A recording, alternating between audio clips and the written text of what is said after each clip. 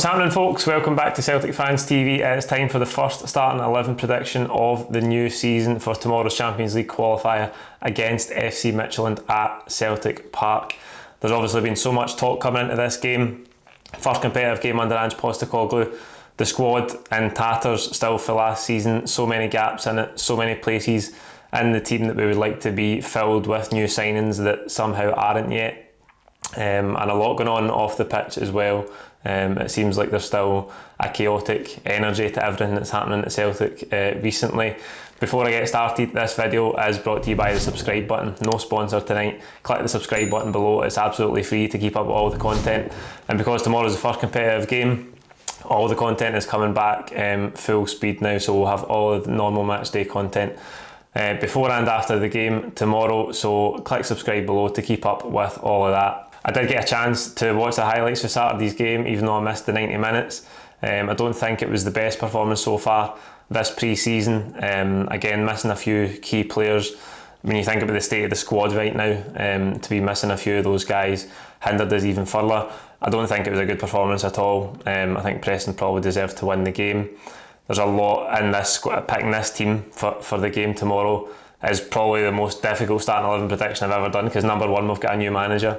We don't really know what his regular starting 11 is going to look like yet. That's because he's never picked a starting 11 for a competitive game, and he doesn't have all his players in yet. So this starting 11 is an absolute stab in the dark. We expect this tie to be really tough. FC Midtjylland are a well-run club. They do have a new manager as well themselves, but I would expect, in terms of their identity and where they're at, they are far more up to speed than we are at the minute. So I think we're going to have to get a good result in this home game tomorrow. There is going to be 9,000 people there. I didn't get a ticket in the ballot, unfortunately, so I won't be there. But if you are going, make sure you make as much noise as possible. We're going to have to make that 9,000 sound like 60,000 for the best chance of getting a good result, and enjoy it. It's been so long since we've been at Celtic Park supporting the team. It feels like a lifetime. So if you are going tomorrow, make sure you enjoy it and back the team as fully as you can. The other news today, that Lee Griffiths has been integrated back into the squad. I mean, I mentioned this in a video that I did a few weeks ago, just after he signed his new contract, and what I said was the next circus with Lee Griffiths won't be too far away. Little did I know it was only a matter of days away. This, for me, that he's just come back into the team after this investigation, seems like a bit of a disgrace. I think the fans need clarity on what the outcome of the investigation was. What did it find? But all I can say is it doesn't surprise me, and it won't surprise me that there'll be some other circus off the park with Lee Griffiths, because it just follows him everywhere he goes, and the next one is never too far away. So to the team for tomorrow then, in goals, I think we are going to start with Vasilis Barkas. He did make a couple of decent saves from what I've seen of the game against Preston on Saturday. I hope that Ange Postecoglou, being of Greek descent himself, can maybe help Barkas settle into life more and maybe find a bit of form. Of the three goalkeepers, I want him to be the number one. I don't know if we're going to bring in a goalkeeper. I know a lot of you do want to see a goalkeeper be brought in. Links again with Fraser Forster this week. Listen, we know that Fraser Forster's a top goalkeeper, but he's not the only goalkeeper in the world. And I think for us to go back and get him on loan again for massive wages probably isn't the best way forward if we're looking to give the club and give the team a new identity and a new structure in terms of recruitment, especially going forward. We've relied a lot on loan players in recent seasons, and to be honest, it doesn't get us any further forward. They come in and they do a job, but they have to go back to their parent club. They don't have any sell-on value. They cost huge in terms of wages. So I don't think we should go back to Foster, but if Barkas can find form, I think we'd all be happy with that. Now I know that 60% of you listening to this, I've written Barkas off already, but I expect him to start tomorrow, and I hope he does well. To the back four, I cannot believe I'm going to read out this back four in a starting 11 prediction for a competitive game, for a Champions League qualifier. Well, that's a lie maybe. On the one hand, I can't believe it. On the other hand, we've been here every single season, it feels like. So at right back tomorrow, the only option that Ange Postecoglou has is to play Anthony Ralston, a player that we know isn't cut out to play for Celtic at right back at this level and get us into the Champions League. The right back area, of all the places in the squad that need improved, the right back area is the glaring one. It's the one that we should have sorted. It should have been the number one priority. Centre half's a big one as well, and there's so many areas of the team where we need strengthening. But right back, the situation that we're in at right back is criminal. It is honestly criminal. There is no excuse for the club not having brought in a first team right back yet. It's not about waiting, it's not about how hard it is to do deals at this stage in the window. We should have a first team right back in the door, end of story, but we don't, so Ralston's going to have to start tomorrow. At centre half, you would expect Stephen Welsh to start as well.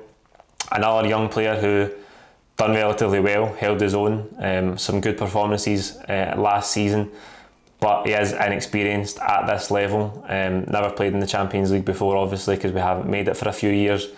And alongside him, we're still waiting on another first team centre half joining. We've had Urhoghide come in. He's looked a bit raw from what I've seen of him. I think young Dane Murray, when he's played, I've liked to look at him, but you can't put Dane Murray in alongside Stephen Welsh to have an average age at 18 or 19 at centre half in this tie. So I think the manager is going to go with Nir Beaton because it's the only option that he's got. We would like for Carol Starfelt to be in, but again, he isn't. We haven't done the business quick enough again in this area of the team. So I think that's the centre back pairing. Left back, I'll go Greg Taylor. That's another area we'd like to strengthen in, but Bolingoli even featured on Saturday, so I wouldn't hold my breath for that one if we've not even got a right back in the door yet. In midfield, Soro was back in training. Ange Postecoglou confirmed that today in the media conference. So Soro's back in training. I expect him to play from the deep position. Callum McGregor, the captain. Just a wee bit on Callum McGregor, by the way. I think we all knew he was going to be the captain. We expected him to be the captain. But I'm happy for him. I think he's a top player. Callum McGregor represents the club really well, and I think he is a leader. People lead in different ways. I don't think he's going to be the same style of leader as Scott Brown, but I think he leads by example, and I think he's maturing in terms of his experience in the game. He's won so many trophies at Celtic. I thought he was excellent for Scotland in the Euros, and I think his performances in the pre-season games that he's played in have been a really high level as well. So he's going to be massive for us this season. As I say, not just because he's the captain, but because he is one of the senior players in this team now. So he's got to lead the way on the pitch and guide some of these young players in this difficult tie. So McGregor will play in midfield, of course. Alongside him, David Turnbull. Maybe a slightly different role, slightly different responsibilities for David Turnbull. He will get the furthest forward out of that midfield three though, and really be a link to the front three. We've seen it last season, some of his performances were really, really good, David Turnbull, and I expect him to kick on this season. And if he can add that bit of pressing, that bit of discipline that Ange will be looking for when we don't have the ball, I think that can really take his game to the next level. But his ability to create chances and score goals was evident for us all last season, and I think he's a massive player for us, so we need a big performance out of that midfield tomorrow night. The front three, again, I don't even know where to start with the front three. On the right hand side, James Forrest hasn't featured in pre-season due to COVID isolation. Karamoko Dembele looked good in spells but then went off injured against Bristol City, so I really don't know who's going to play for the right hand side. We've seen Abada make his debut on Saturday against Preston. It's really, really early for Abada. He's only really trained with the team 3 or 4 days, if that. So I don't know if he's quite ready to start. On that basis, I'm going to go with Karamoko Dembele. I don't know if he's fit. I'm not sure if he has trained, but we've such a lack of options in right wing.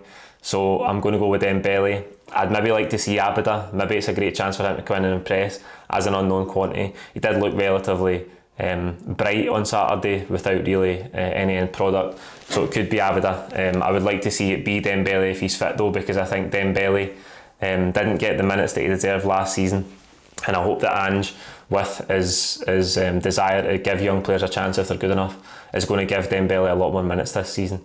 I think he could give us a different dynamic from the right hand side, and if he's fit, I think he'll start. On the left hand side, again, this is another area of the team where we've got next to no options. I expect Adam Montgomery to start there tomorrow. We've obviously signed Kyogo Furuhashi, who's not here yet. I don't think he's going to be available for selection for at least a few weeks because he's not even in the country yet. There's probably a quarantine period there as well, so we've only really got Montgomery to play for that left hand side. You could make the case that Edouard might be able to play for the left hand side and yet he could go up top. I maybe wouldn't be surprised to see that, but because we haven't seen that set up a lot in pre-season, I really don't expect Ange to go into it in this game from the start. So I'll go with Montgomery from the left hand side, and up top it's a toss of a coin between Edouard and Ajeti. One of the things I haven't talked about in this video is the big players or the former big players who are available but haven't been picked in this squad, like Olivier Ntcham, Christopher Ajer. None of these guys are featuring in this tie at all. Christopher Ajer looks like he's got one foot out the door on his way to Brentford.